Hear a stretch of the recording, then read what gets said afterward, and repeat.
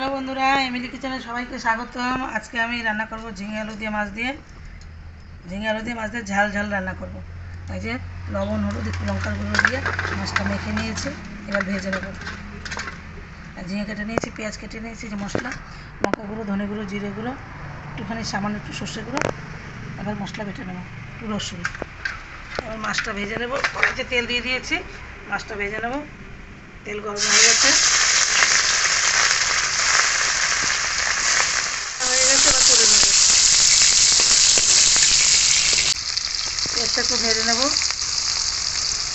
তারপর দিয়ে দেবো ঝিঙে।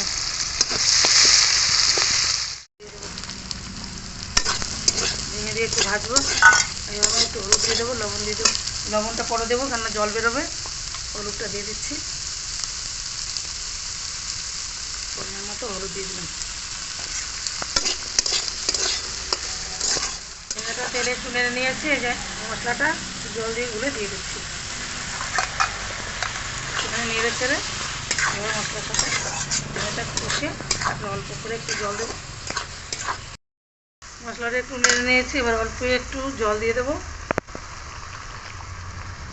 এবার মাছ দিয়ে দেবো।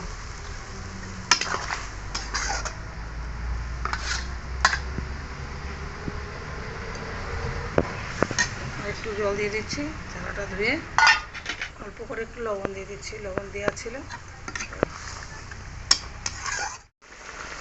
ঝিঙে আলু দিয়ে মাছ দিয়ে রান্না আমার হয়ে গেছে, ঝিঙে আলু দিয়ে মাছের ঝাল।